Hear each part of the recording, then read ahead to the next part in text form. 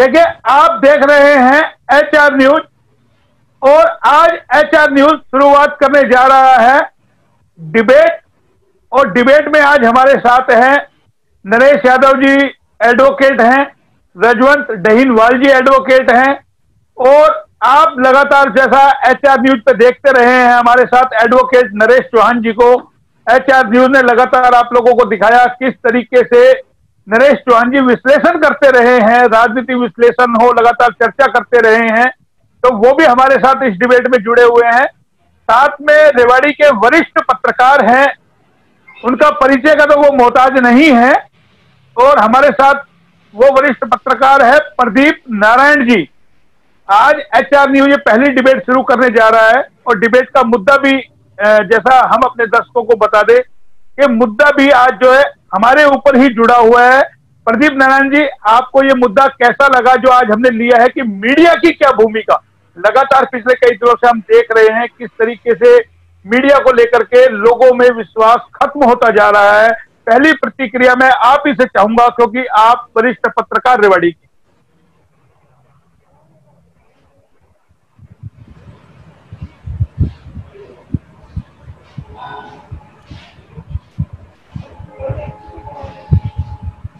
Hello जी प्रदीप जी, आवाज आ रही आ रही मेरी? है आपको? मैं जी आ रही है। आज जो देश में जो हालात हैं, जो घटनाक्रम हो रहे हैं तेजी से,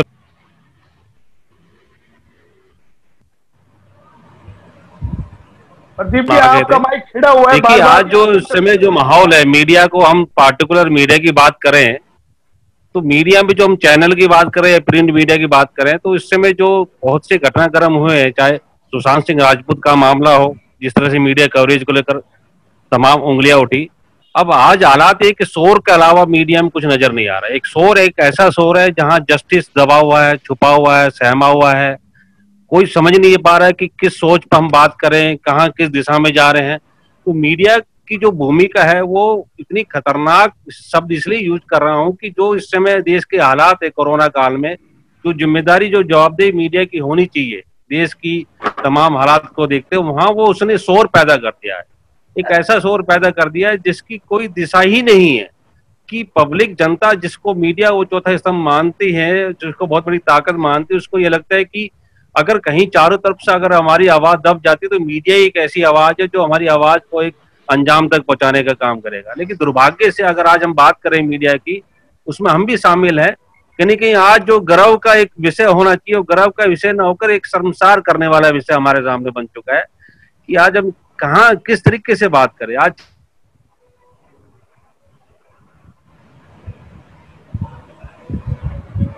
जिस तरह से TRP का खेल चल रहा है, बताने की जरूरत नहीं है, सब कुछ पाठक देख रहे हैं, दर्शक देख रहे हैं कि किस तरह से बाजारवाद पर आधारित चीजें परोसी जा रही है, दिखाई जा रही है, और उसमें कहीं कंटेंट नहीं है।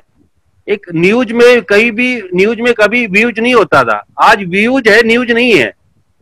नहीं प्रदीप जी मेरा एक सवाल है यहाँ पर कि जिस तरीके से यूपी के हाथरस में जो मामला हुआ, जघन्य अपराध, लगातार रिपोर्टिंग नहीं हुई, और अब हम 24 घंटे से लगातार देख रहे हैं तमाम मीडिया वहां जा रहे हैं, और जो स्थिति दिखाई जा रही है, क्या आपको लगता है ये बहुत पहले करना चाहिए था? देखिए, ये जो यूपी में जो घटनाक्रम हो और इसमें जो यूपी सरकार ने जो डिसीजन लिया, धारा 144 लगाकर मीडिया पर भी उन्होंने रोक लगाई है। सरकार का अपना काम करने का तरीका इसमें योगी सरकार का है, लेकिन जिस तरीके से आवाज को दबाया गया, खासतौर से देखिए मीडिया को तो कम से कम इजाजत मिलनी चाहिए, क्योंकि मीडिया तो एक निष्पक्ष भूमिका में है।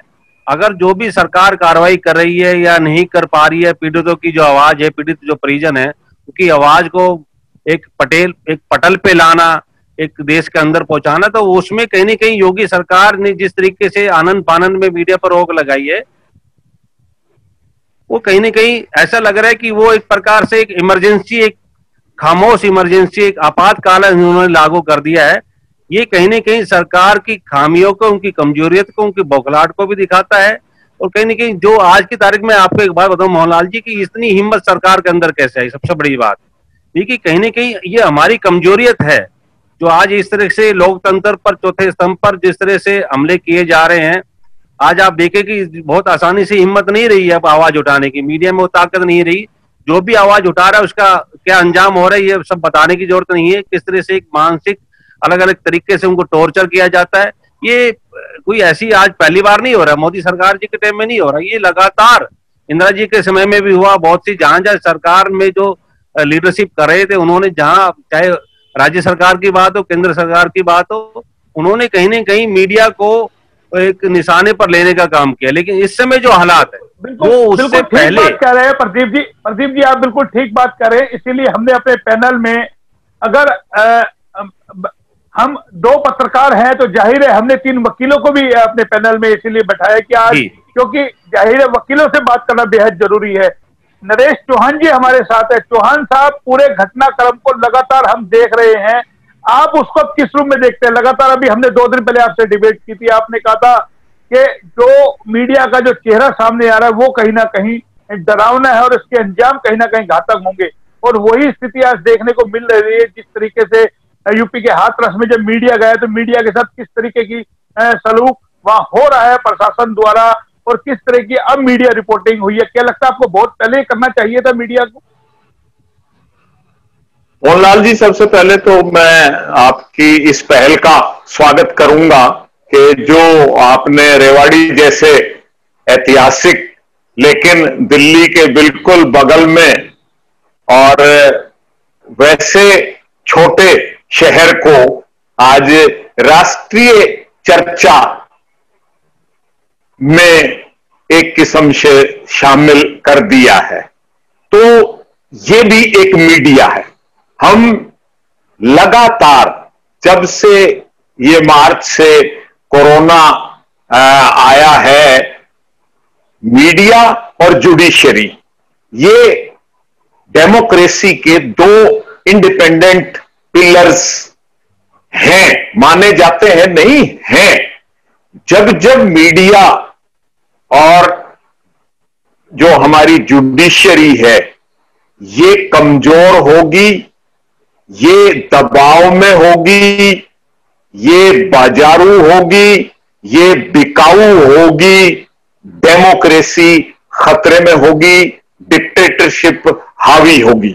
अभी 2 दिन पहले ही हमने बताया और मार्च में भी हमने बताया कि जो हालात देश में इस महामारी को कंट्रोल करने के लिए, और जो बॉर्डर पर चाइना हो या पाकिस्तान हो, जो हालात बने हुए हैं, और हमारे नेता सरकार कह रही है कि ये युद्ध की स्थिति है, और फिर जो कॉन्स्टिट्यूशनल प्रोविजन है उनको एक किस्म से इमरजेंसी ना लगा के अघोषित इमरजेंसी लगाना, तो एचआर न्यूज को, प्रदीप नारायण को कितना दबाव दिया होगा एडमिनिस्ट्रेशन ने, कितना टॉर्चर किया होगा एडमिनिस्ट्रेशन ने। आज राष्ट्रीय मीडिया को हाथरस में इसका सबूत मिल रहा है। तो जो आपने बात कही कि ये बहुत पहले कर देना चाहिए था, हर केस में करना चाहिए। ये मीडिया, जो राष्ट्रीय मीडिया, सिलेक्टिव नहीं होना चाहिए कि एक रेप को उठा लें और 100 रेप केसों को छोड़ दें। एक जाति को, गरीब पर, मजदूर पर, किसान पर, बेरोजगार पर, नौजवान पर, उसको सिलेक्टिव तरीके से उठाना और फिर उसकी नेताओं के माध्यम से कहीं ना कहीं कवरेज देना, यह भी बड़ा दुर्भाग्यपूर्ण है। लेकिन क्योंकि आज हाथरस वाले मामले में बहुत बड़े सवाल इन्वॉल्व हैं, मतलब ADGP, DGP, minister, chief minister, DM, SDM और छोटा सिपाही और ये स्टार वाले, ये सब आज कहीं ना कहीं कटघरे में आ खड़े हुए हैं। ये भी मीडिया की बदौलत है। चौहान साहब, बीच में आपको रोकूंगा कि जिस तरीके से जो वहां हाथरस की जो वाल्मीकि समाज की बेटी है मनीषा, उसका बयान भी आ गया, लेकिन उससे पहले मैं आपको बताऊं कि आज गांधी जयंती है और उसी के साथ लाल बहादुर शास्त्री जी की भी जयंती है। क्या जो हम ये जयंती मना रहे हैं, क्या मान सकते हैं कि हम गांधी जी का सपना पूरा कर रहे हैं? लाल बहादुर शास्त्री जी, जिन्होंने जय जवान जय किसान का नारा दिया, क्या हम उस नारे को वाकई में अमल कर रहे हैं या सिर्फ एक ढकोसले की हम जिंदगी अभी भी जी रहे हैं? देखो, शास्त्री जी और गांधी जी अगर कोई भी हो, आज छोटे से छोटा नेता, छोटे से छोटा नागरिक और बड़े से बड़ा पदाधिकारी, नेता, कोई भी गांधी जी और शास्त्री जी के आदर्शों को सोच ले, वो ही मैं समझता हूं बहुत बड़ी बात है। चलने का तो आप जिक्र ही छोड़ो, चल तो कोई सकता ही नहीं उनके आदर्शों पर, उनकी बात पर। ये तो सिर्फ रस्म अदायगी मात्र है, और जो वो कर रहे हैं, जो हो रहा है, आज गांधी और शास्त्री की आत्मा स्वर्ग में रो रही होगी, आंसू बहा रही होगी। तो देखिए कितनी बड़ी बात चौहान साहब आपने कह डाली। हमारे साथ एडवोकेट नरेश यादव जी भी हैं। नरेश जी, आप हमें सुन पा रहे हैं? जी, सुन रहा हूं मोहनलाल जी। नरेश जी, ये बताइए, जो आज हम लोग देख रहे हैं, ये जो मीडिया का चेहरा, क्या जिस तरीके से आवाजें उठने लगी, अभी हमने कल देखा जिस तरीके से हाथरस को लेकर के लगातार जब सोशल मीडिया पर इसके खिलाफ जो आवाज उठी तो कहीं जाकर के नेशनल मीडिया जगह, और आज हम जो ये डिबेट की शुरुआत कर रहे हैं इसको भी हम इसीलिए कर रहे हैं। सबसे पहले हमने अपने आप को टारगेट किया क्योंकि मेरी भी 17 साल की पत्रकारिता हो गई है। मैंने अपनी पत्रकारिता के दौर में ऐसा टाइम नहीं देखा कि जहां खबरों में भेदभाव किया जाए। अब आप इसको किस रूप में देखते हैं जो अब जागरूक मीडिया, क्या लगता है मीडिया को लगातार अपनी भूमिका निष्पक्ष बनाए रखनी चाहिए थी? मोहनलाल जी, सबसे पहले तो मैं आपके HR न्यूज का हार्दिक स्वागत करता हूं, अभिनंदन करता हूं। आपके जो पैनलिस्ट हैं सभी बहुत ही निपुण, सक्षम और श्रेष्ठ अपने प्रोफेशनल काम के हिसाब से अपनी एक छवि बनाए हुए हैं, अपनी एक परिपक्वता के हिसाब से अपने वक्तव्य वो व्याख्यान करते रहते हैं। मैं ये बताना चाहूँगा आपको कि हमारे जो मीडिया के साथी हैं उनको ट्रांसपेरेंट, अकाउंटेबल, रेस्पॉन्सिव होना चाहिए। हमारे न्यायपालिका, कार्यपालिका एवं विधायिका, इन तीनों के बाद में चौथे नंबर पर जो हमारी ये मीडिया का चौथा पिलर है, उसको बहुत ही अहम दायित्व मिला हुआ है समाज की तरफ से। जनप्रतिनिधियों के बारे में निष्पक्ष विचार देना, पब्लिक की, जो जनता की वास्तविकता को जनहित के कार्य के हिसाब से उजागर करना। लेकिन जो हमारे मीडिया के कुछ साथी हैं वो अपने स्वार्थ के लिए, TRP के लिए अपना दायित्व नहीं निभाते हुए केवल पेड चैनल के हिसाब से कुछ आर्थिक लाभ प्राप्त करने के लिए अपने हिसाब से मीडिया के अंदर रिपोर्ट देते हैं, जो नहीं होना चाहिए। क्योंकि अगर मीडिया हमारा रेस्पॉन्सिव, निष्पक्ष और ट्रांसपेरेंट नहीं होगा तो जनता के पास में वो विचार नहीं जा पाएंगे जो उनको प्राप्त होने चाहिए मीडिया के थ्रू। हाथरस की जो बात है, यादव साहब मैं बीच में आपको रोकना चाहूंगा। क्या आपको भी ये लगता है कि पिछले कुछ दिनों से जो हम देख रहे हैं, जब से कोरोना देश में आया, लॉकडाउन लगा और जिस तरीके की पत्रकारिता सामने आई कि कोरोना का नाम से इतना भयभीत कर दो, फिर आपने देखा होगा तरह तरह की पत्रकारिता यानी जाति विशेष को लेकर के आई। क्या लगता है, क्या हम जो रिपोर्टिंग कर रहे हैं वो किसी द्वेष के अनुरूप कर रहे हैं या वाकई में हम निष्पक्ष कर रहे हैं? ये सब मैं जो इसीलिए बताना चाह रहा हूँ, ये सब अपना वेस्टेड इंटरेस्ट है। अगर सार्वजनिक काम के लिए अगर कोई भी करेगा तो उसको कोई भय नहीं होता, कोई डर नहीं होता, और उसकी एक जो उसकी सम्मान है समाज में वो बना रहता है। जनता हमेशा सम्मान उसी को करती है जो निष्पक्ष काम करता है, भय के बगैर काम करता है और समाज के हित में काम करता है। तो ये आपको लगता है नरेश जी, क्या आपको लगता है जिस तरीके से हाथरस में आज मीडिया की एंट्री को बैन किया गया है, पीड़ित परिवार के घर पे सैकड़ों की तादाद में पुलिस बल बैठा दिया गया है, छावनी में तब्दील कर दिया गया है, यानी कि एक खबर को छुपाने के लिए लाखों करोड़ों रुपए पानी की तरह बहे जा रहे हैं, मैसेज क्या जनता में जा रहा है ऐसी चीज को देखकर? प्रशासन की तरफ से ऐसा नहीं होना चाहिए, क्योंकि मीडिया को हर जगह जाने का अपना एक अधिकार है और मीडिया को वहां जाने देना चाहिए, प्रशासन को, सरकार को। जब तक मीडिया अगर निष्पक्ष रिपोर्टिंग नहीं देगा तो जनहित कार्य में या जनता को कैसे पता लगेगा कि वहां पे सच्चाई क्या है, सच्चाई क्या है? तो प्रशासन को यादव साहब आपने बिल्कुल सही कहा कि सच्चाई क्या है ये जानना जनता के लिए बेहद जरूरी है। हमारे साथ युवा साथी भी है, रजवंत एडवोकेट जी हैं, और साथ में आपको बता दें राजनीति से भी ये जुड़े हुए हैं, लेकिन हम यहाँ कोई राजनीति का इनका जिक्र नहीं करेंगे। हम एज ए युवा एडवोकेट के नाते पैनल पे है, तो आज इनसे हम जरूर करेंगे कि युवा रजवंत जी जिस तरीके से भटक गया, स्मार्टफोन हर आदमी के हाथ में आ गया, क्या लगता है ये स्मार्टफोन एक ऐसी वजह बन गया है मीडिया के लिए कि जब मीडिया को समझ में आ गया कि हर हाथ में स्मार्टफोन है, आपकी खबरों की आज कोई वैल्यू नहीं है, या क्या आपको इसके अंदर पूरा लगता है जो पूरा घटनाक्रम आप देख रहे हैं लगातार? देखिए मोहनलाल जी, सबसे पहले तो आप बधाई के पात्र हैं कि आपने एक ऐसा प्लेटफॉर्म दिया है रेवाड़ी जिले को जहां पे कोई आदमी अपनी बातें रख सकता है। हमारे जैसे लोगों को आपने मौका दिया, इसके लिए आपका धन्यवाद। और रही स्मार्टफोन की बात और मीडिया की बात, तो सबसे पहले बात यही आती है कि मीडिया आज से पहले की अगर जो मीडिया के बारे में बात कहें, एक तो मीडिया जो आज जो हाथरस में चल रही है और एक मीडिया जो कुछ दिन पहले चल रही थी, उस मीडिया में दिन रात का अंतर था। और वो अंतर सिर्फ यही था कि उस समय, जैसे प्रदीप नारायण जी ने कहा कि उस समय हमें परोसा जा रहा था, और आज वो समय की मांग है। आज जो दिखाने की वो कोशिश कर रहे हैं वो आज समय की मांग है, लेकिन आज उस मांग को पूरा नहीं कर पा रहे। क्या वजह है कि आज मीडिया को धक्के मारे जा रहे हैं, गांव में घुसने नहीं दिया जा रहा?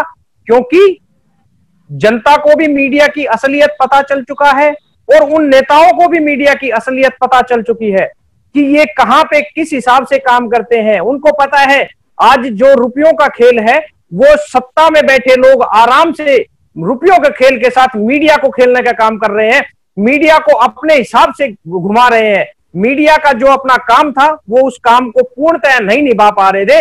लेकिन आज जो हाथरस की घटना घटी है उसमें मीडिया जब अपनी सच्चाई को उजागर करने की कोशिश कर रहे हैं, तो कहीं ना कहीं वही सत्ताधारी लोग उसको एक तरह से रोकने का भी काम कर रहे हैं, जनता तक सच्चाई न पहुंच सके उस पर भी काम कर रहे हैं। कोई भी काम हो, लोकतंत्र का चौथा स्तंभ है, जो आम आदमी की भी, गरीब की, मजदूर की, पढ़े लिखे कमेरे की, हर वर्ग की जहां पे आवाज उठाता है, उसको आवाज को चंद लोगों तक पहुंचाने की कोशिश की जा रही थी। लेकिन आज जब गरीब की आवाज को उठाने का मौका मिला, अभी मैं किसानों की बात भी जैसे करूंगा, तो किसानों के मुद्दे का, जब किसानों की एक समस्या आई थी तो किसानों के मुद्दों पे मीडिया उस पे कहां पे चल रहा था? रिया चक्रवर्ती पे चल रहा था, दीपिका पादुकोण पे चल रहा था। उस समय किसानों की समस्या से कोई लेना देना नहीं था। क्यों? जबकि किसानों का कोई आंदोलन छोटा आंदोलन नहीं था। आज हाथरस की घटना इतनी बड़ी घटना हुई है, जो अपने आप में एक इतना बड़ा राष्ट्र, हिंदू राष्ट्र की हम बात करते हैं, और वहां पे हिंदू संस्कृति का, वहां पे रात को दफनाया जाता है, उस संस्कृति को ही दफनाया जाता है उस राज्य में जहां का मुख्यमंत्री अपने आप को एक हिंदू मुख्यमंत्री अपने आप को हिंदुत्व का सबसे बड़ा ठेकेदार कहता है, और उसके राज्य में रात के 2:30 बजे एक हिंदू अपने आप को हिंदू है परिवार वो, और उस परिवार की बेटी को रात को जलाया जा रहा है। तो सोच के देखिए वो संस्कृति उनकी कहां गई? जो वायदे उन्होंने जनता से किए थे वो कहां गए? ये सिर्फ खोखले वायदे हैं। वोट हटियाने का एक तरीका था, जब वोट आएंगी तो वही हिंदू मुस्लिम का काम चल जाएगा। लेकिन आज अगर वो बेटी, अगर हाथरस की बेटी की अगर हम उसको बात, अगर उसको दलित कहें तो वो दलित की बेटी नहीं है, पूरे राष्ट्र की बेटी है।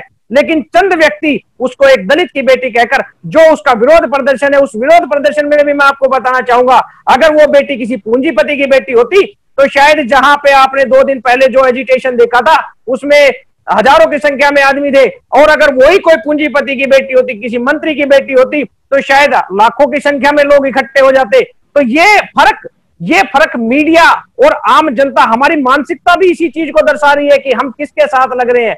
वो गरीब की बेटी को न्याय दिलाने के लिए आज मीडिया अपनी भूमिका निभा रहा है, लेकिन उसमें कहीं ना कहीं विफल हो रहा है। अभी मैं एक बात और बताना चाहूंगा, इससे पहले भी यहाँ पे दोंगड़ा आहिर में एक गरीब की बेटी के साथ बलात्कार हुआ था, उस बलात्कार की वजह, जब बलात्कार हुआ उसके परिवार वालों को वहां पे बुलाया गया, नोएडा गुरुकुल, ग्रेटर नोएडा में गुरुकुल है, उस गुरुकुल में बुलाया गया और उनको उनके सामने ही और उसकी माता पिता के सामने उनके बेटी का गुरुकुल में ही दाह संस्कार कर दिया गया, जबकि कोई पोस्टमार्टम तक नहीं कराया गया।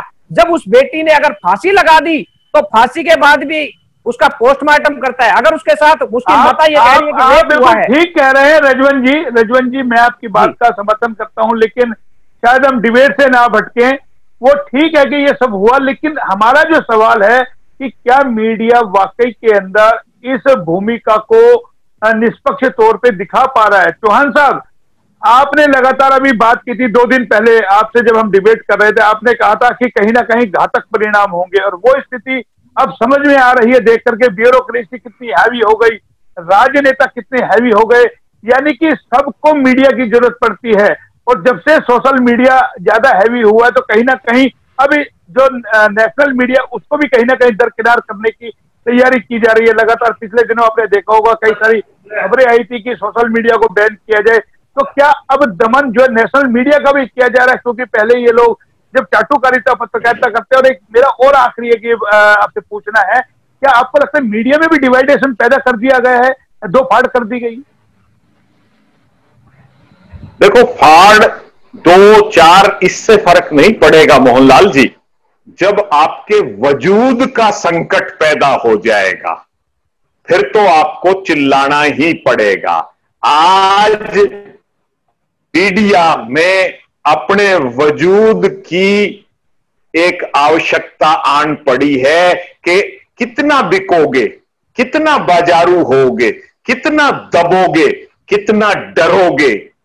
और वो जो मैंने पहले भी चर्चा में कहा था, जिस सोशल मीडिया की सीढ़ियां चढ़कर भारतीय जनता पार्टी और मोदी जी मतलब सत्तारूढ़ हुए, सत्ता आसीन हुए, आज इस मीडिया की कमजोरियों, खामियों की वजह से वही सोशल मीडिया जो सबके हाथ में आपने मोबाइल फोन दे दिया, इंटरनेट दे दिया, खाने को रोटी बेशक मत हो लेकिन स्मार्टफोन जो आपने पहुंचा दिया, उस तकनीक ने नींद हराम कर रखी है सरकार की भी और मीडिया की भी।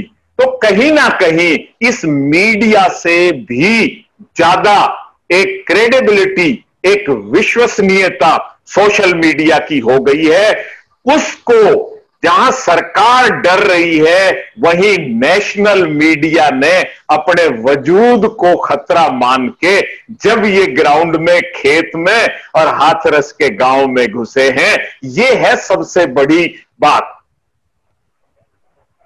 तो देखिए, सबसे बड़ी बात, लेकिन आपको लगता है इसमें बहुत देरी हुई है कि यानी कि जो काम लगातार करना चाहिए था वो अब मीडिया के हाथों से भी निकल चुका है? सोशल मीडिया भी तो मीडिया है, हम और आप बात कर रहे हैं, ये भी तो मीडिया है। मतलब तो मीडिया का अब एक व्यापक स्वरूप हो गया है। अब मीडिया को हम चंद चैनल्स, कि हम चंद चैनल्स तक अब हम सीमित नहीं कर सकते। अब मीडिया का स्वरूप बढ़ गया है, जुडिशरी का स्वरूप बढ़ गया है। इलाहाबाद हाई कोर्ट ने स्यो मोटो, सुप्रीम कोर्ट ने बेशक आंखें बंद कर रखी हो, लेकिन क्योंकि यूपी मामला था, इलाहाबाद हाई कोर्ट स्यो मोटो ले ली है और हो सकता है कल सुप्रीम कोर्ट भी आंखें खोल ले और जाग जाए। क्योंकि अब ये देश की बात नहीं रही, अब ये तो अंतरराष्ट्रीय स्तर पर ये विस्फोट हो चुका है, अंतरराष्ट्रीय स्तर पे। प्रदीप नारायण जी, आप मुझे सुन पा रहे हैं? हाँ बिल्कुल, अभी बीच में मैं ना सिग्नल चला गया था मोहन भाई जी, बताइए। तो प्रदीप जी, अब हम ये जानना चाह रहे हैं, लगातार आप जो भूमिका देख रहे हैं, क्योंकि जाहिर है आपका हमारा काम जर्नलिज्म का है, फील्ड में भी उतरना पड़ता है जी। मैं जानना चाह रहा हूं, क्या ये हम जो चैनल या इसका मीडिया का जो स्वरूप देख रहे हैं, क्या लगता है वाकई में बहुत हम देर कर चुके हैं, या जो गरिमागिरी है उसको अब उठाने की कोशिश कहीं ना कहीं की जा रही है? क्योंकि आज 4 दिन से ज्यादा का समय हो गया, हमने HR न्यूज के माध्यम से लगातार यहाँ कई लोगों से बात की थी यूपी हाथरस के कांड को लेकर के दलित बेटी के साथ, तो कहीं ना कहीं लगा जब छोटा मीडिया उठा रहा है तो अब आपको आना चाहिए। शर्मसार करने वाली स्थिति कहीं ना कहीं। मोहन भाई, इसमें देखो 2-3 बातें हैं कि जैसे आमतौर पर हम लोग कहते हैं कि अगर छोटा गलती करे तो बड़ा संभाल लेता है। अब मीडिया में क्या है कि बड़े गलतियां कर रहे हैं और छोटे उसको संभाल रहे हैं। एक बात मैं आपको कहना चाह रहा हूँ, अगर हम पत्रकारिता की बात करें तो जो हम छोटे छोटे शहरों में, कस्बों में जो जर्नलिस्ट पत्रकारिता कर रहे हैं, यकीन मानिए उस पर हम लोग गर्व कर सकते हैं कि वो सही मायनों में एक जिम्मेदारी निभा रहे हैं। बड़े बड़े शहरों में जिस तरीके से चैनल के माध्यम से जो बड़े बड़े एंकर जिस तरह की बड़ी बड़ी बातें करते हैं, जिस तरह से आज जो रिपोर्टिंग का दौर चल रहा है, जहां तक घटना की बात है, मैं रजनी जी से एक बात कहना चाह रहा हूँ कि घटनाएं कोई छोटी बड़ी नहीं होती। सुशांत सिंह राजपूत का मामला भी बहुत ही गंभीर मसला है, क्योंकि उसके पीछे जो बहुत बड़े बड़े लोग जो छुपे हुए थे, जिसको महानायक मानते थे, बॉलीवुड में स्टार मानते थे, जिसको लाखों युवा उसको अपना बहुत बड़ा आदर्श मानते थे, उन लोगों की जो हरकतें छुपी हुई थी वो सुशांत सिंह के माध्यम से कहने की एक्सपोज होने वाली है। और ये देश में बहुत बड़ी एक घटना होगी जब हम जिस पर इतना आंख बंद करके भरोसा करते थे। देखिए, इसमें कई चीजें हैं मोहनलाल जी। दर्शक और पाठक, ये उनकी आज बहुत बड़ी जिम्मेदारी बन गई कि वो आप अपनी सोच पर किसी का कब्जा नहीं होने दे, वो खुद अपने दिमाग का इस्तेमाल करे। उनको सब पता चल रहा है कि कौन चैनल किस तरीके से प्रेजेंटेशन दे रहा है, क्या रिपोर्टिंग कर रहा है, पत्रकारिता में जो कलम लिखी जा रही है वो किस दिशा में जा रही है। तो पाठक की जिम्मेदारी और दर्शक की जिम्मेदारी पहले से ज्यादा बढ़ गई है। रही बात मीडिया की जिम्मेदारी, प्रदीप जी मैं आपको बीच में रोकूं, प्रदीप जी मैं बीच में आपको रोकूंगा। आप बात ठीक कह रहे हैं कि पाठक क्या देखेगा वो पाठक को तय करना है, लेकिन एक सवाल है, हम जर्नलिज्म करते हैं, लेकिन इसका मतलब ये तो नहीं है कि हम जो चाहें वो ही हम बेचेंगे। हमें उसके अलावा भी तो और खबरें होती है ना। तो जाहिर है जब आप एक ही चीज के पीछे पड़ते हो तो आपका एजेंडा सामने नजर आ जाता है। भले ही उस मामले में, निर्भया वाले मामले में दोषी थे, लेकिन आप जैसा सुशांत का जो जिक्र कर रहे हैं, ये नहीं है सुशांत की हम कह रहे छोटा मामला नहीं है, लेकिन ये तो नहीं है 24 घंटे आप उसी को उसको दिखाएंगे। उसके अलावा और भी तो खबरें हैं ना। मोहनलाल जी एक बात बताओ, देखिए आप जो चैनल की बात कर रहे हैं, मैं आपकी कह रहा हूँ कि हम जो दिखाना चाह रहे हैं, रिपब्लिक भारत का जो इस समय रेटिंग चल रही है, और जो आदरणीय हमारे अर्नब गोस्वामी जी को आपने देखा होगा जिस तरह से उनकी एंकरिंग कर रहे हैं, बहुत ही सीनियर, बहुत ही टॉप के जर्नलिस्ट रहे हैं, लेकिन उनको ये पता है कि देश की जनता को किस तरीके से टीआरपी के माध्यम से चीजों को दिखाया जाए, वो उसी नस को पकड़ चुके हैं। आप बात को समझने की कोशिश कीजिए कि आज रिपब्लिक भारत की टीआरपी बहुत आगे जा चुकी है, तो उसको टीआरपी देने वाले कौन है? हम लोग तो है ना, दर्शक कौन? हम लोग हैं। हम उनकी बुराइयां भी करते हैं और उनको बकायदा जो है उनकी टीआरपी को टॉप में रखते हैं। तो जो दिख रहा है वो बिक रहा है। आज की तारीख में बाजारवाद तय करने लग गया किस दिशा में रिपोर्टिंग करनी, किस दिशा में नहीं करनी। आप जानते हैं, मैं जब दैनिक भास्कर में 18 साल मैंने अपना समय दिया मोहनलाल जी, मैंने जो दैनिक भास्कर में 18 साल जो समय दिया, तो एक पॉलिसी सिस्टम से हम लोग काम करते थे, बहुत अपने सिस्टम से करते थे। बहुत सी बातें हमारी आंखों के सामने गुजरती थी, चुनाव में क्या होता है, क्या उसमें क्या नहीं होता, बताने की जरूरत नहीं है। लेकिन उस समय चूंकि हम लोग एक जिम्मेदारी में बंधे हुए थे, हमारी जवाबदेही हमारी सीनियर के प्रति थी, ना कि पाठक के प्रति थी। और सीनियर की जवाबदेही एक पूरी मालिकाना जो सिस्टम से चलता था उनके प्रति थी। उसमें बहुत सी चीजें अच्छी भी होती थी, बहुत सी चीजें बाजार के हिसाब से भी चलती थी। लेकिन चूंकि हमने अपनी शुरुआत करी प्रदीप जी मैं आपको रोकना चाहूंगा। अभी आपने जैसा कहा कि वो भटक गए, तो गली मोहल्ले में जो पत्रकार हैं वो आवाज उठा रहे। आप शायद थोड़ा सा बैक फ्लैश में, मैं आपको फ्लैश बैक में लेके जाऊं कि जब मैं चैनल में काम करता था तो जाहिर है मुझे लाखों बंदिशें थी कि किसकी खबर चलेगी, किसकी नहीं चलेगी, इस खबर से खेलेंगे, इस खबर से कूदेंगे, इस तरह की एक्टिविटी चैनल में जब मैं था। तो नौकरी जब हम करते थे, यहाँ से कोई असाइनमेंट पे खबर बताते थे, तो इस तरीके के सवाल जवाब होते थे। लेकिन जब से सोशल मीडिया आया है, हर इस धंधे की लूपहोल जब खुल गई है, और उसके बाद गली मोहल्ले के पत्रकारों को एक प्लेटफॉर्म मिल गया अपनी बात कहने का, अपनी खबरें दिखाने का, तो जाहिर है उसके बाद कहीं ना कहीं ज्यादा खबरें सामने आने लगी है। लेकिन नेशनल चैनल ने जिस तरीके से मुंह फेरा खबरों से, आपको लगता नहीं कि कहीं ना कहीं वो ज्यादा शर्मसार स्थिति है? अगर वो पहले कंट्रोल करके चलते, गली मोहल्ले के पत्रकार को अपनी बात कहने का मौका देते, या जो खबरें आनी चाहिए थी वो आने देते, तो आज ये स्थिति नहीं आती। देखिए मोहन भाई, एक तो गली मोहल्ले वाला पत्रकार शब्द जो है ना, कोई मैं बता रहा हूँ जो गली में जो देखिए वो मेरी बात सुनिए कि आदमी की सोच छोटी बड़ी होती है, आदमी की बात छोटी बड़ी होती है। आज आप यकीन मानिए आपने जो बात कही ना, एक दर्द कहा अपना, कि जो एक कॉम्प्लेक्स होता था कि हम एक दिल्ली में बैठ के, बॉम्बे में बैठ के, बड़े बड़े स्टूडियो में बैठ के जो बड़ी बड़ी जिस तरीके से बातें करते हैं, जिस तरीके से बात को हम देखिए, ये बहुत बड़ा विश्वास था। ऐसा नहीं कि बहुत से चैनल में जर्नलिस्ट बहुत अच्छा काम भी कर रहे हैं, ऐसी बात नहीं है, लेकिन सबसे बड़ी बात है कि जो अच्छा काम करे उसको दर्शक कितना उसको देख पा रहा है, उसकी चर्चा कौन कर पा रहा है। तो आज हम प्रदीप जी चैनल भी तो नहीं रहने देते ना, उसको निकाल देते हैं। नहीं निकाल देते तो चलता रहेगा, वो तो पहले से ही चलता आ रहा है, वो कोई बड़ी बात नहीं है। ये चैनल की देखो, ये पूरा आपको पता है, ये पूरा बाजार का खेल है, इसमें कई उदाहरण सामने भी आए हैं। हाँ, इसी पे हम प्रतिक्रिया ले लेते हैं। नरेश जी, आपकी इस पे क्या प्रतिक्रिया, जो हम ये सवाल लगातार खड़ा कर रहे हैं? प्रदीप जी को शायद ये बुरा लगा, गली मोहल्ले का पत्रकार नहीं, मेरा मतलब कहने का ना, स्टिंगर जो छोटे छोटे कस्बों में जो बेचारा काम करता है, गली मोहल्लों में घूम करके खबरें लाता है और छन छन के खबरें जो लेके आती है, आम आदमी की समस्या, नाली की हो, बिजली की हो, पानी की हो, और वो खबरें ना उठ करके एक अहम कोई एक विषय पकड़ लें और उसी पे हम सारे दिन उसको कहीं खेल लेंगे इस खबर से, वो स्थिति मेरा बताने का मतलब था। मोहनलाल जी, मैं आपको बताना चाहूंगा, प्रदीप जी बहुत ही प्रखर पत्रकार हैं। ये ग्राउंड रूट से लेके और पूरा सिस्टम से एनालाइज करके उसके बाद में अपनी बातों को पत्रकारिता में जाहिर करते हैं। मैं स्वयं में बॉम्बे में रहा हूँ ऑलमोस्ट 15 साल के लिए, तो मैंने 1984 से लेके ऑलमोस्ट 2005 तक बॉम्बे का एनवायरनमेंट देखा है, पत्रकारिता क्या होती थी, जर्नलिज्म क्या होता है, फिल्म इंडस्ट्रीज के अंदर कौन कौन सी चीजें किसके टीआरपी करनी है, कौन आदमी एडवर्टाइज करेगा, कौन आदमी वहां पे फिल्म के अंदर अपने आप को डबिंग के लिए जाएगा, कौन उसको आगे के लिए उसको स्पॉन्सरशिप करेगा। मेरा तात्पर्य कहने का ये है कि मैं एक छोटी सी बात आपको बताना चाहता हूँ। हमारे यहाँ पे किसानों का जो मुद्दा अभी ढाईवाल साहब ने उठाया था, अगर हमारे लोकल पत्रकार और आप मीडिया के बंधु अगर हमारे किसानों के मुद्दे को अगर सर्कल रेट के हिसाब से बैंक से लोन दिलाना शुरू करवा दें, क्या हमारे बैंक को लॉस जाएगा? हमारा सर्कल रेट 1 एकड़ का प्रोबेबली 60 लाख से लेके 80 लाख रुपए तक का सर्कल रेट है डीसी रेवाड़ी की तरफ से। अगर उस किसान को 1 एकड़ के अंदर 8 कनाल होती है, अगर उस किसान को अगर 40 लाख लोन चाहिए तो उसको 60 लाख या 80 लाख के हिसाब से 3 कनाल या 4 कनाल मॉर्गेज करने के बाद में 40 लाख लोन मिल जाएगा। फिर भी उसके पास में अप्रोक्सीमेट 4 कनाल बाकी रह जाती है।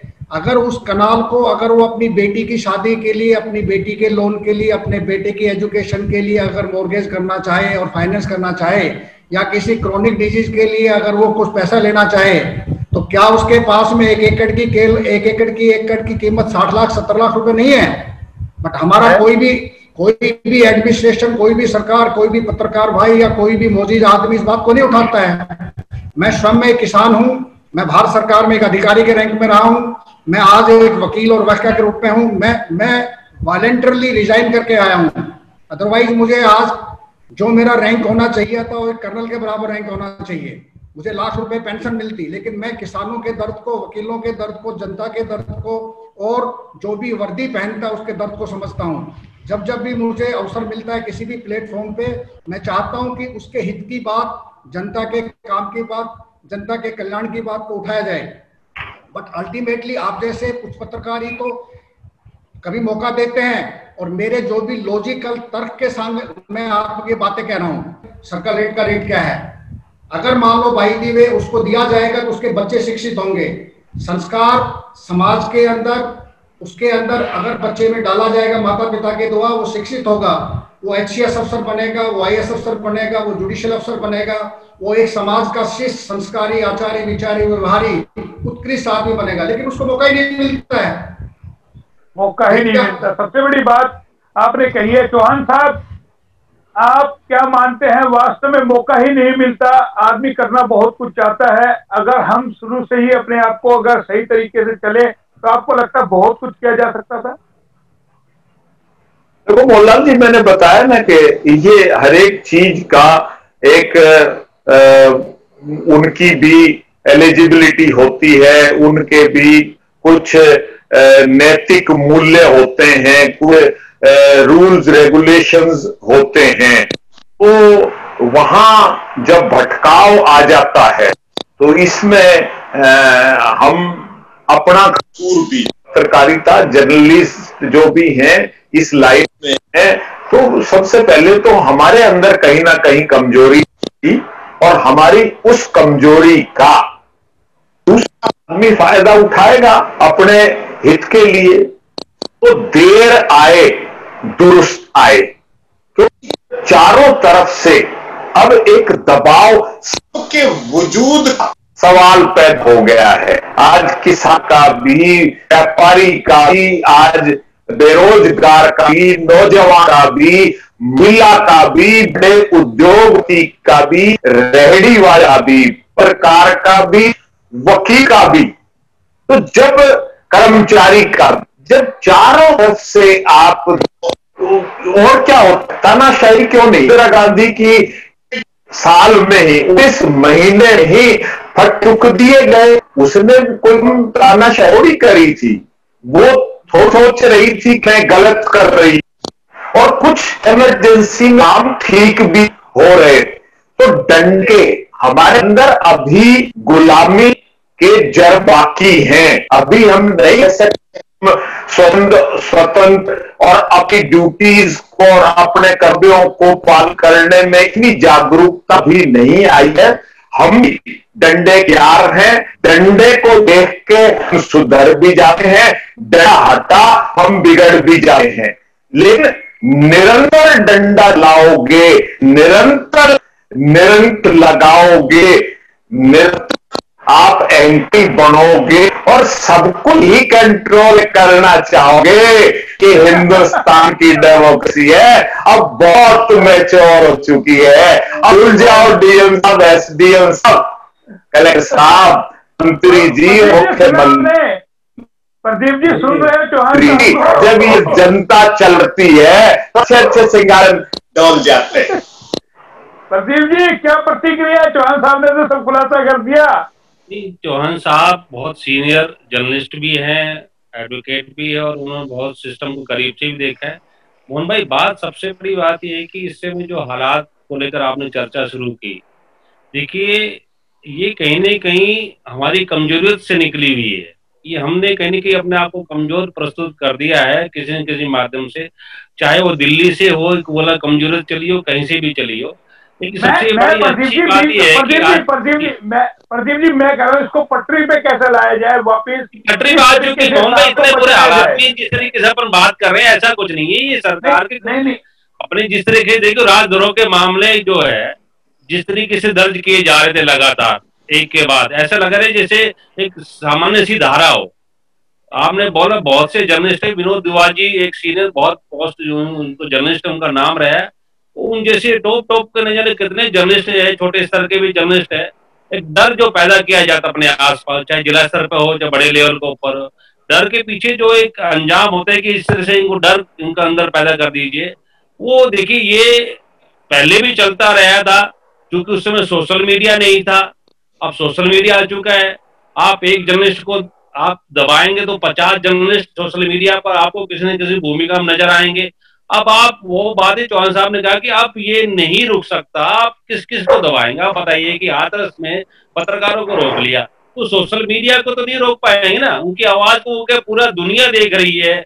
आजकल तो पल झपकते पूरी दुनिया मुट्ठी पे आ चुकी है सोशल मीडिया के माध्यम से, जिसके पास आपने कहा कि मोबाइल हाथ में, वो एक अपने आप में पत्रकार है, जागरूक नागरिक है, भारतीय है, सच्चा भारतीय है।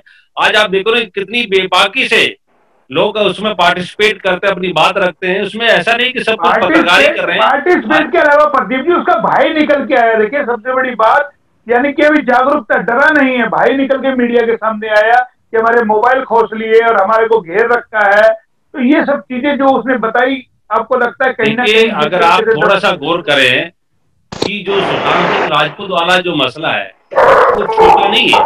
बेशक उस समय ये घटना हाथरस की अभी हुई, उससे पहले जो घटना को लेकर जो कार्रवाई चल रही थी, बहुत बड़े बड़े लोग जिसके नाम पर लिखते समय बोलते समय हिम्मत नहीं होती थी, इतने बड़े बड़े लोगों का हाथ पीछे रहा, तो पूरी एक अलग तरह की वो दुनिया को जो बेनकाब किया जा रहा है, उसमें जो रिपोर्टिंग ऐसा नहीं कि जर्नलिस्ट की जान भी खतरे में, जिस तरह से उस पर भी हमले हो रहे हैं, लेकिन कहीं ना कहीं इसका हमें गर्व भी होना चाहिए कि वो इतनी बेबाकी से जिस तरह से जर्नलिज्म भी सामने आई है। लेकिन कहीं ना कहीं जो जल्दबाजी जर्नलिज्म में टीआरपी के चक्कर में जो की जाती है, जबरदस्त तरीके से जो शोर पैदा किया जाता है, वो कहीं ना कहीं उसकी कंटेंट को, उसकी दिशा को, उसकी दशा को कहीं ना कहीं बिखराव की स्थिति में पैदा कर देते हैं। पाठक को समझ नहीं पाते कि वो बात को क्या सही है क्या नहीं है। कई बार एक एंकर जो है ना, जो स्टूडियो में बैठा एंकर है, जिस तरीके से उसकी रिपोर्टिंग का जो एक नजरिया होना चाहिए, जो परसेप्शन होना चाहिए, वो इतना एक अजीब सा पैदा कर देते हैं कि हमें लगता है कि वो जर्नलिज्म ना करके कहीं कहीं किसी की मुखालफत करे या किसी की वकालत कर रहे हैं, तो वहां पर गड़बड़ी शुरू हो जाती है। वहां पर गड़बड़ी शुरू हो जाती है। इसी वजह से कई बार हमें लगता है कि मीडिया किस दिशा में जा रहा है।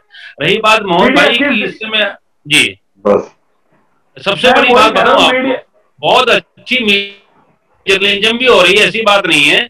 आप यकीनन मानिए कि इस समय बहुत बेहतर भी हो रहा है कि कहीं कि अगर आप दो आवाज को दबा रहे हैं तो कहीं कहीं पीछे से और भी आवाज आ रही है। आप किस किस को दबाओगे? यही हम कह रहे हैं कि बदलाव भी आ रहा है, और जब ये बदलाव सामने आए तो जाहिर है जो अपने आप को वाकई में जो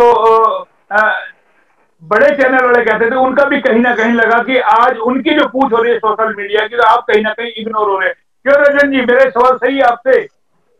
देखिए, बिल्कुल ठीक कह रहे हो कि सोशल मीडिया की एक अपनी अलग भूमिका है और जो बड़े चैनल हैं उनकी एक अलग भूमिका है। सोशल मीडिया को मैं इसलिए ज्यादा बेहतर बताऊंगा उन चैनल से कि जैसे जिस प्रकार अभी आपने एक शब्द यूज किया था कि छोटे पत्रकार, वो पत्रकार छोटे पत्रकार नहीं है, वो ही असली पत्रकार हैं जो आम जनता की समस्याओं को गली मोहल्लों से निकाल के लेके आते हैं। असली पत्रकारिता तो वो है। पत्रकारिता का मतलब ही है समस्याओं का समाधान कराना।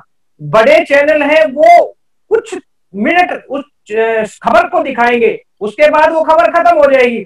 लेकिन सोशल मीडिया के मार्फत जो खबर आएगी, वो खबर जनता की खबर जिला प्रशासन तक पहुंचेगी, उसका समाधान भी होगा। और उसी का समाधान होते होते बड़े चैनलों को भी ये खतरा होने लग गया सोशल मीडिया से कि आज कहीं ना कहीं हमारा जो आधा काम था, आधे से ज्यादा काम वो सोशल मीडिया पूरा कर रहा है। आप लोगों से, जो सोशल मीडिया के लोग हैं, आप लोगों से भी खतरा उन बड़े लोगों को भी है, क्योंकि जो असल में जो खबर होती है वो आप उठाते हो, वो टीआरपी का खेल खेलते हैं। लेकिन आप जब जनता के जो दिलों में राज करने वाला काम कर रहे हो, जनता की समस्याओं को उठाने वाला काम कर रहे हो। इसके साथ ही अभी जैसे यादव जी जैसे जो कह रहे थे कि किसानों की समस्या, अभी प्रदीप नारायण जी भी जैसे कह रहे थे कि सुशांत सिंह जी का मामला छोटा नहीं था। मैं बिल्कुल कहता हूँ छोटा मामला नहीं था, लेकिन किसानों की जो समस्या थी छोटी, वो किसानों की समस्या भी नहीं थी।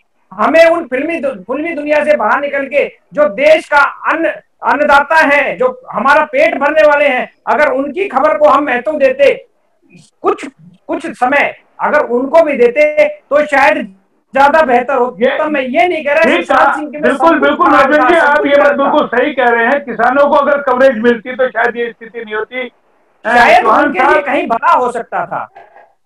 चौहान साहब, अब हमारा समय भी थोड़ा सा काफी आगे बढ़ गया है, तो अब अंत में हम चाहते हैं कम शब्दों में आप चारों से अपने अपने कमेंट बारी बारी दे। पहले चौहान साहब दे दे, फिर नरेश दे दे, और फिर प्रदीप जी दे दे, और फिर रजवन जी दे दे।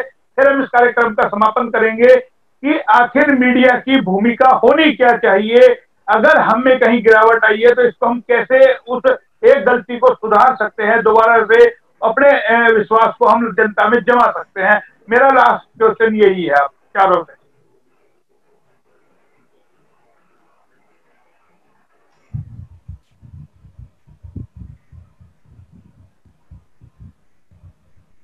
नरेश चौहान जी बोल रहे हैं पहले।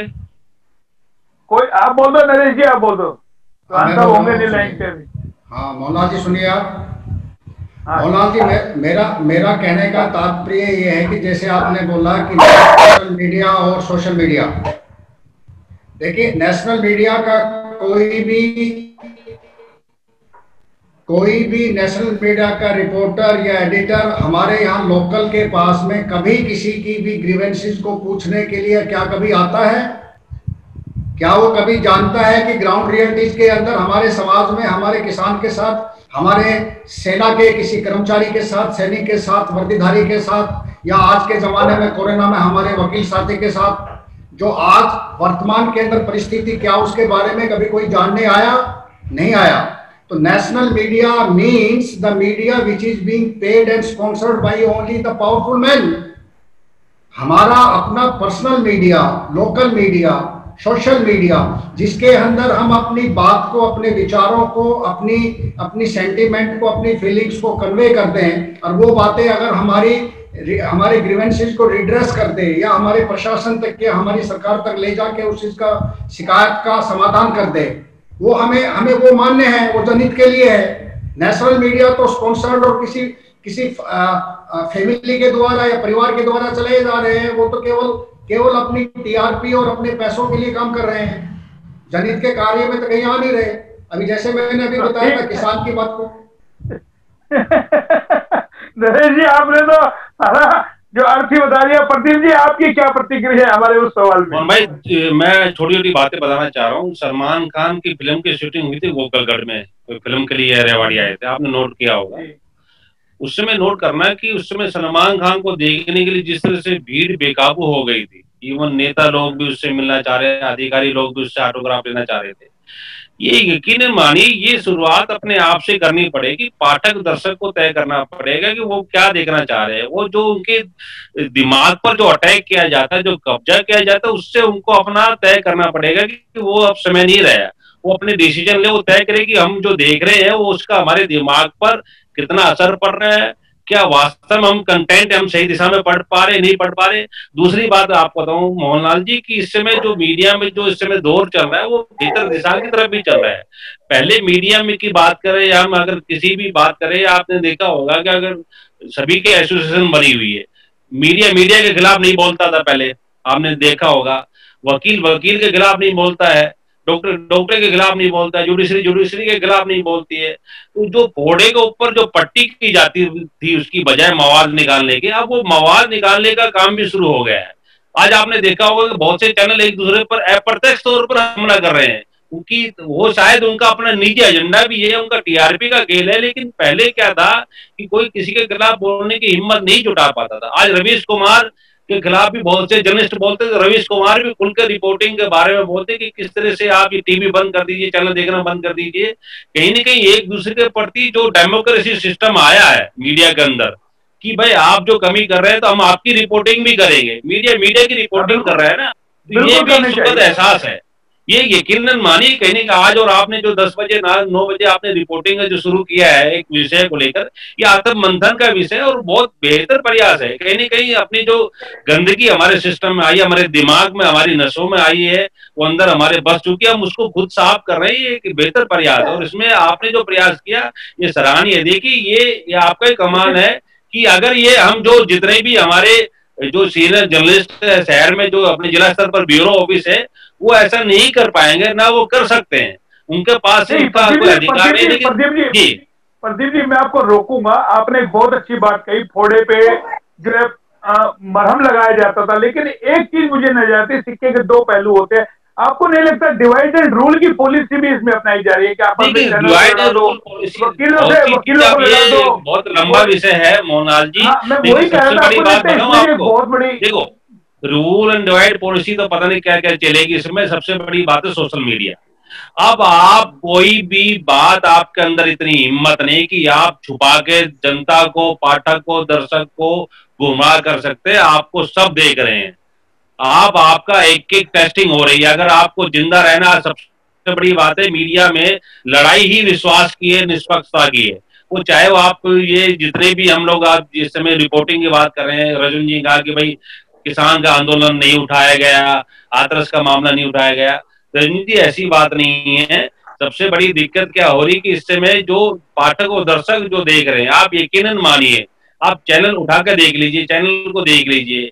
आज जिस तरह से एंकरिंग बॉलीवुड को लेकर जो हो रही है, और जिस तरह से एंकर एक साइड में होकर रिपोर्टिंग कर रहा है, उसके बाद जो बॉलीवुड की अभिनेत्रियां पर्दे पे कम कपड़ों में दिखाई जा रही है, आप फैमिली के साथ न्यूज चैनल को देख ही नहीं सकते। किस तरीके से दीपा पादुकोण को उसके ग्लैमर के तौर पे दिखाया जाता है, रिया चक्रवर्ती को, वो एक तरफ वो क्या परोस रहा है मीडिया चैनल, वहीं पर ही गड़बड़ी शुरू हो जाती है।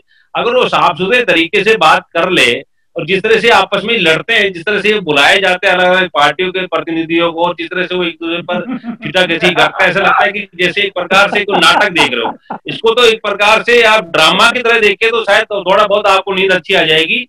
अगर आपने इसको मीडिया की दृष्टि से देखा तो मुझे लगता है कि आपको रात भर नींद नहीं आएगी। हम किस दिशा में ये 2-3 चैनल पे होता है प्रदीप जी, आपने तोड़ कर दिया ड्रामा। या देखिए ये जिस तरह से ये परोसा जा रहा है, ये सब चीजें हो रही है। जी किस तरीके से देखते हैं आप जी?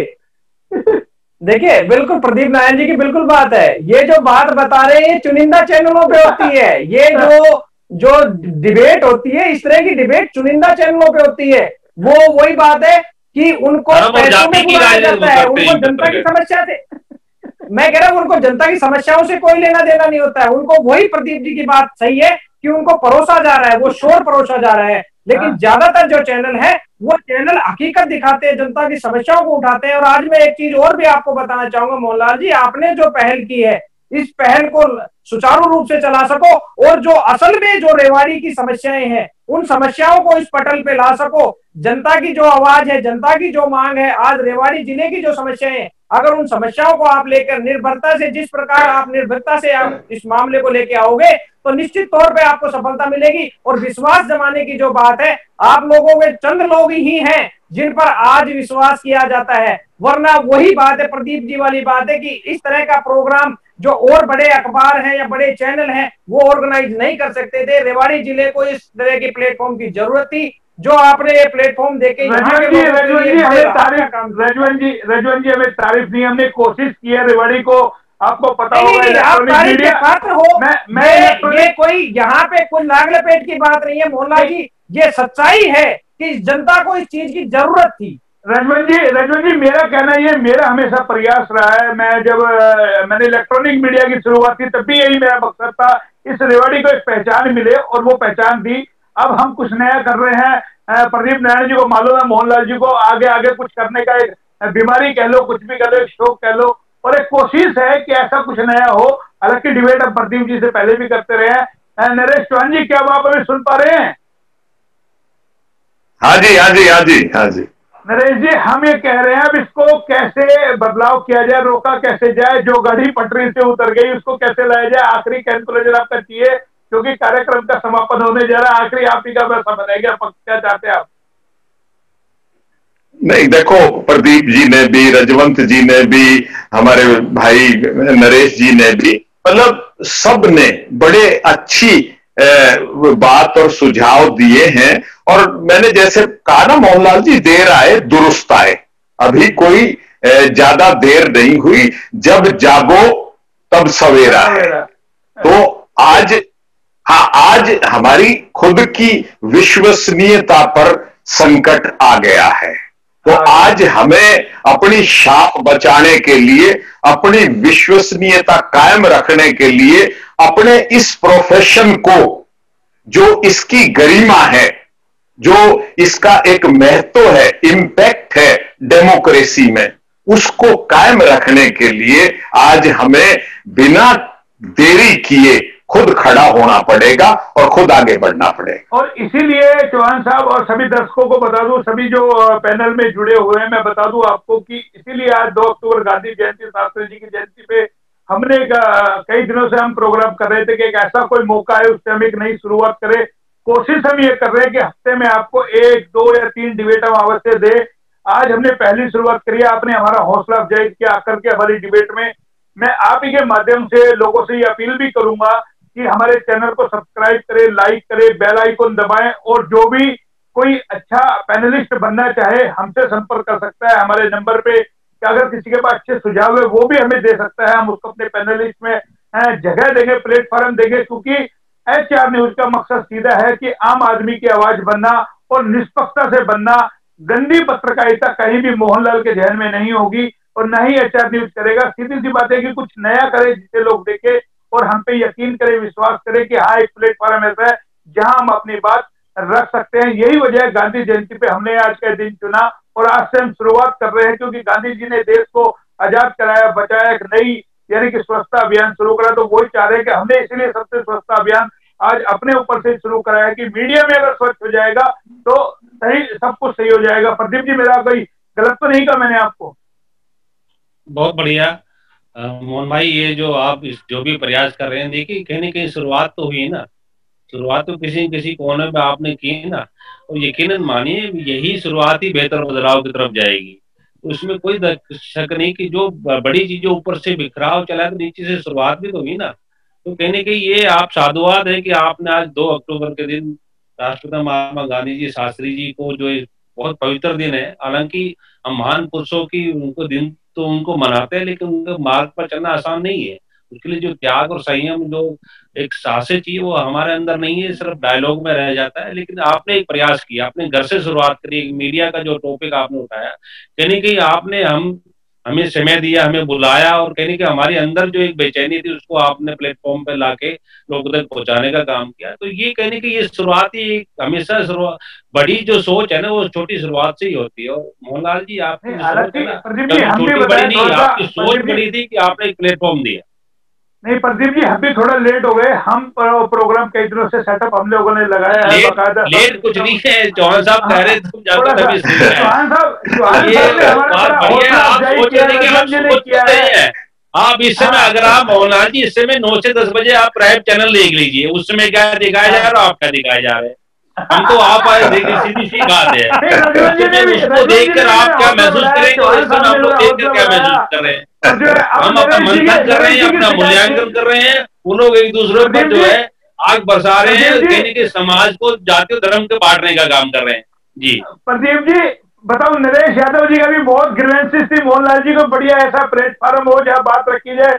नरेश जी, आज जो हमने शुरुआत करी है इस पे प्रतिक्रिया चाहेंगे, आपको भी कैसा लगा कि जो हम जो चाह रहे थे, आपके हमारी करीब लॉकडाउन के वक्त आपकी हमारी डिस्कस हुई थी, हमने कहा था कुछ करेंगे नया, हमें कोई सपोर्ट मिल जाए, कुछ थोड़ा सा रास्ता मिल जाए। आज आप पहली डिबेट में हमने आप ही को इसलिए चुना है। मोहनलाल जी, आपका उद्यम, धैर्य, साहस, भक्ति, शक्ति और पराक्रम इतना श्रेष्ठ है कि ये समाज के अंदर अवश्य रूप से कोई ना कोई बदलाव लाएगा और आपको उस मुकाम तक लेके जाएगा कि लोग सोच भी नहीं पाएंगे। चलो धन्यवाद इसके लिए चौहान साहब, अब तो आपकी मनोकामना पूरी हो गई। एक मिनट, जय जवान जय किसान। मोहनलाल जी, बुलंद हो वादे तो सफलता चलकर आती है, समुद्र राह देते हैं, पर्वत थरथराते हैं। आपने जो बहुत ही अच्छा कार्य शुरू किया है और प्रशासन को इस चीज का एक थोड़ा सा मंथन करना पड़ेगा कि बस ये मीडिया के अंदर बातें जाए तो उसमें सुधार आए, ताकि जनहित के कार्य में भी इसका करे सुधार है। टसल नहीं हो। रजवन जी, आप संतुष्ट हैं? आज हमने शुरुआत की और लगातार आप भी हमसे ये कह रहे हैं। बिल्कुल, तो बस अब आप तो ये नए के लिए तो मैं आपको पहले भी बधाई दे चुका हूं, लेकिन इस चीज से एक चीज और भी है मोहनलाल जी, जो आपने जो शुरुआत की है, प्रशासन में भी इस चीज के लिए उनके ऊपर प्रेशर क्रिएट होगा कि अगर हमने कुछ गलत किया तो वो शाम को उसकी रिपोर्ट भी ली जाएगी। ये मीडिया चौथा जो स्तंभ बोला जाता है, वो रिपोर्टिंग का भी एक बोला जाता है। जो प्रशासनिक अधिकारी जो मनमानी कर रहे हैं, उनकी रिपोर्ट रात को जब रिपोर्टर लेंगे तब भी उनको कुछ पता लगेगा, जनता के सामने उनकी हकीकत आएगी। बिल्कुल। तो देखिए, आज हमने पहला एपिसोड शुरू किया है और जल्द ही हम आपको इसका शेड्यूल भी दे देंगे अपने व्हाट्सएप के ऊपर, फेसबुक के ऊपर। आप हमारा चैनल जो है इंस्टाग्राम पे भी देख सकते हैं, यूट्यूब पे भी देख सकते हैं, फेसबुक पे भी देख सकते हैं। सब दर्शकों से बस एक ही अपील है कि फेसबुक पे हमारे पेज को फॉलो करें, ग्रुप को ज्वाइन करें और यूट्यूब चैनल को लाइक करें, सब्सक्राइब करें, बेल आइकन दबाएं और लगातार हम इस तरह की डिबेट आपको देते रहेंगे। और आपसे अनुरोध है कि आप हमारा हौसला अफजाई करते रहे, हमें योगदान देते रहे। आज इस बुलेटिन में इतना ही, इस डिबेट में इतना ही। फिर किसी नए टॉपिक के साथ हाजिर होते हैं। तब तक के लिए आप सभी पैनलिस्ट को भी नमस्कार, हमारे दर्शकों को भी नमस्कार। नमस्कार।